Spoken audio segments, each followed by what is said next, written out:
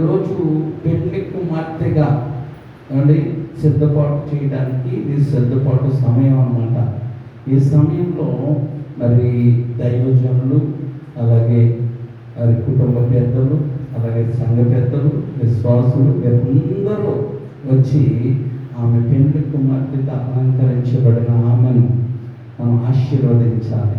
దేవుని స్తోత్రం, హల్లెలూయా. కాబట్టి కాబట్టి ఆశీర్వాదం అనేది చాలా గొప్పది. మనం చూసుకోగలిగితే ఇస్సాకుకు ఇద్దరు కుమారులు అంటే అతడు వృద్ధాప్య కాలంలో నేను ఆశీర్వదిస్తాను రమ్మని చెప్తాడు. కాబట్టి పెద్దల ఆశీర్వాదం అనేది అంటే పిల్లలకి, అలాగే విడివిడిగా ఉన్న వీరు పెండ్లి కుమార్తెగా కుమారుడిగా సిద్ధపడిన తర్వాత వారిని ఏకం చేసేది పెళ్ళి అన్నమాట. దేవుని స్తోత్రం. పెళ్ళికి ముందే ఈ తంతు, ఏదంతు పెళ్లి కుమార్తెగా సిద్ధపాటు చేయడం అన్నమాట. దేవుని స్తోత్రం. కాబట్టి ప్రతీది కూడా ప్రార్థన, ప్రభువును మహింపరచడంతోనే క్రైస్తవ కార్యక్రమాలన్నీ జరుగుతాయి. ఎక్కడైతే ప్రార్థన ఉండదో, ప్రభుకు మహిమ ఉండదో, అది ఆ కుటుంబానికి ఆశీర్వాదం కాదు.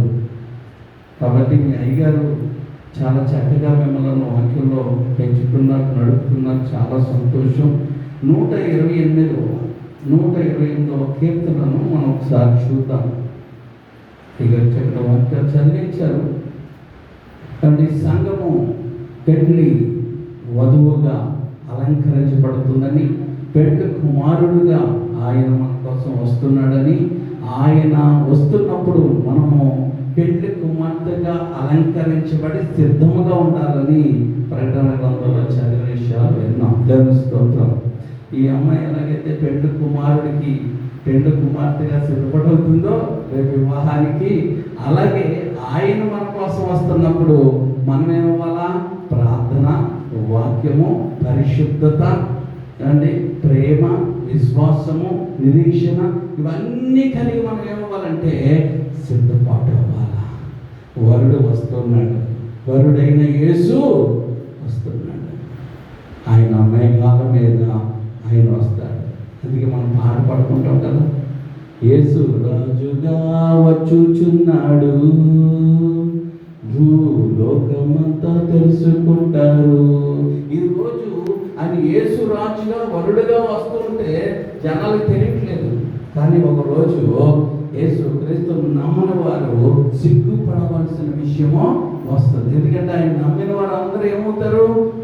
మహిమ శరీరం పొందుకొని ఆయన ఎదుర్కొని వెళ్తారు. దేవుని స్తోత్రం, హల్లెలూయా. కాబట్టి యేసు రాజుగా వస్తున్నాడు. ఆయన రాజు. ఆ రాజు మనల్ని వివాహం చేసుకోవడానికి మనం ప్రేమించాలి. అందుకే అంటే పరమగీతాలు ఉంటుంది అండి, ఏమన్నట్టుందంటే నల్లని దానినై నన్ను త్రోసివేయలేదు. మనము పాపముతో ఉన్న మన త్రోసివేయకుండా ఆయన అమూల్యమైన రక్తము మన కొరకు కార్చాడు. ఆ అమూల్యమైన రక్తాన్ని ఆశ్రయించి పాపములు ఒప్పుకొని యేసు మరణ త్యాగములు ఎవరైతే గుర్తించి నమ్మి బాప్తిసం పొందుతారో వారు రక్షించబడి ఆయన పెళ్లి కుమార్తెగా సిద్ధపాటు అవుతారు. ఆ సిద్ధపాటు చేసే వాళ్ళు ఎవరంటే దైవజనుడు, దైవజనురాలు. దేవుని స్తోత్రం. అందుకే ప్రతి ఆదివారం మీకు ఏం చేస్తుంటారు? ప్రార్థన చేసుకోవాలి, వాక్యం ఎదగాలి, వాక్యం ఈ రీతిగా నడవమంటుంది, ఈ రీతిగా మీరు జీవించమంటా ఉంది అని ప్రతి వారము, ప్రతి శుక్రవారము మీకు వాక్యాలు చెప్పడం. ఎందుకంటే మీరు సిద్ధపాటు చేయబడాలి. హల్లెలూయా, హల్లెలూయా. కాబట్టి ఈ లోక అవసరాల కోసం అయితే యేసు ప్రభువుని నమ్ముకుంటాం దండగే. ఈ లోకం మటుకే కాదు. మనం ఎంతకాలం బతుకుతున్నాం? 70, మహాబలం ఉంటే 80, అంతేనా? ఇంకా ఒకవేళ ఉంటే 100 సంవత్సరాలు. ఎప్పుడైనా ఈ లోకాన్ని మనం విడిచి వెళ్ళవలసిన వారికి ఉన్నాం. అందుకే బైబిల్లో ఉంటుంది యాత్రికుల ప్రయాణం. కాబట్టి మన ప్రియుడి కోసం మనం ఏమవ్వాలా? సిద్ధపాటు కలగాలి. దేవుని స్తోత్రం. అందుకే దిద్దుబాటు సిద్ధపాటు అంటారు. నేను ఏంటంటే దిద్దుబాటు, మన లోపాలను పొరపాటు అన్నీ చేసుకొని చూడ పాపని ఏమంటే ఏమున్నాయో చక్కగా నీట్గా అలంకరించి చక్కగా చేశారు. అంటే ముచ్చటగా కూర్చోంది, దేవుని స్తోత్రం. కానీ ఒంటరిగా ఉంది. ఒంటరిగా ఉన్న వారిని జంటగా చేయడానికి రేపు దినం సేవకులందరూ కలవడానికి సిద్ధపడవుతున్నారు. దేవుని స్తోత్రం. హల్లెలూయా, హల్లెలూయా. కాబట్టి 128వ కీర్తనలో 1వ వచనంలో ఒకసారి చూద్దాం. యెహోవా యందు భయభక్తులు కలిగి ఆయన త్రోవల యందు నడుచు వారందరూ ధన్యులే. ధన్యులే అండి, అన్యులు కాదు, ధన్యుడు. హల్లెలూయా, హల్లెలూయా. ఇక్కడ 2వ వచనంలో నిశ్చయముగా నీవు నీ చేతుల కష్టార్జితమును అనుభవించదువు, నీవు ధన్యుడువు, నీకు మేలు కలుగును. యేసుక్రీస్తుని నమ్ముకున్న వారు ఎందుకు ఈ బ్రతుకు, ఎందుకు ఈ జీవితం, ఎందుకు ఈ వేదన అని ఎప్పుడూ అనుకోడు. తన చింత అంతా ఆయన మీద వేసి అంటే ప్రార్థన చేస్తాడు. ఆ ప్రార్థన ఏం చేస్తుంది తెలుసా? ప్రార్థన మన పరిస్థితులను మార్చి వేస్తుంది. అందుకే ప్రార్థన ఆయుధం లాంటిది. హల్లెలూయా, హల్లెలూయా. ఆయుధము ఎవరి ఉన్నవాడు జయించినట్టుగా ప్రార్థన ఉన్నవారందరూ కూడా జయిస్తారు. అందుకే ఈరోజు పెండు కుమార్తెగా సిద్ధపాటు అవుతున్నా అయినా మరి బిడ్డ పవిత్ర ఏమవ్వాలా? ప్రార్థన. ప్రార్థనకి విలువ ఇవ్వాలా? అంటే చాలా తొందరపాట్లు ఉంటాయి కాదు. అది ఎక్కడికి వెళ్ళినా, ఎక్కడి నుంచి వచ్చినా, ఏది చేయాలన్నా మొదటిగా ఏముండాలి చెప్పండి? ప్రార్థన. ఎందుకు ప్రార్థన ఉండాలంటే ప్రార్థన మనకు కంచె వేస్తుంది. హల్లెలూయా. ప్రార్థన మనకు అసాధ్యమైన కార్యాలను కూడా సుసాధ్యం చేస్తుంది. ప్రార్థన మనకు మన కుటుంబాల్లో వచ్చిన శోధన నుండి మనం ఏం చేస్తుందంటే విడిపిస్తుంది. అందుకే ప్రార్థన ఉండాలి. ఏముండాలండి? ప్రార్థన ఉండాలి. ప్రార్థన మన పరిస్థితులను ఏం చేస్తుందండి? మారుస్తుంది. అందుకే అనేక మంది జీవితాలు శూన్యంగా ఉండిపోవడానికి, చర్చకు వచ్చిన శూన్యంగా ఉండిపోవడానికి కారణం ఏంటంటే వారికి ఏముండదు? ప్రార్థన ఉండదు, ప్రార్థన ఉండదు. అందుకే ప్రార్థన అంటే ఏంటి? దేవునితో మాట్లాడడం. ప్రార్థన అంటే ఏంటండి? దేవునితో మనం మాట్లాడటం. దేవుని స్తోత్రం. హల్లెలూయా.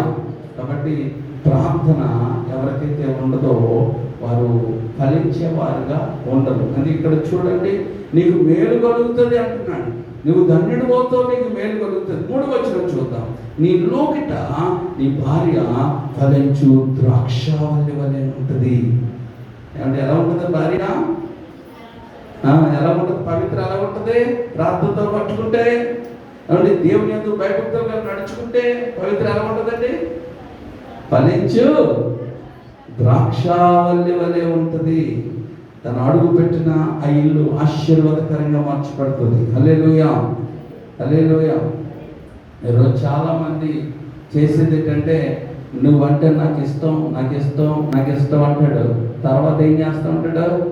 నువ్వు నాకు పెద్ద కష్టం కష్టం అని పడపడి కొట్టేవాళ్ళు చాలామంది ఉన్నారు. అందుకే అంటే ప్రేమ ఎక్కడైతే ఉంటుందో అక్కడ సమస్యలు కూడా పరిష్కారం అయిపోతాయి. అందుకే ప్రార్థన ప్రేమ.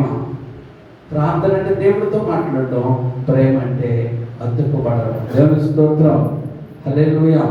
కాబట్టి ఈరోజు ఏ కుటుంబాల్లోకి కొంతమంది వెళ్తూ ఉంటే ఆ కుటుంబాల్లో పెద్ద పెద్ద గొడవలు అయిపోతున్నాయి. ఏమంటే ఏ ఇంట్లో మనం అడుగు పెడితే ఆ ఇంట్లో మంటలు ఏమైపోవాలా? చల్లారాలా? కానీ మంటలు లేని ఇంట్లో మంటలు రేపేలాగా ఉంటున్నారు కొంతమంది. కొంతమంది ఏమంటారు? సెకండ్ నీళ్ళు అంటారు అనమాట. అలా మనం ఉండకూడదు. మనం ఎలా ఉండాలంటే ఫలించు ద్రాక్ష వల్లి వలె ఉండాలన్నమాట. ఆ వల్లి వలె ఉండాలంటే ముందు దేవుని యందు భయభక్తులు ఉండాలా, రెండోది ప్రార్థన ఉండాలా, మూడోది దైవ ప్రేమ కలిగి ఉండాలి. ఈ 3 పెట్టుకోగలిగితే ఇంకా వాక్యం చెప్తుంది కదా, వారు ధన్యులు అవుతారు, వాళ్ళకు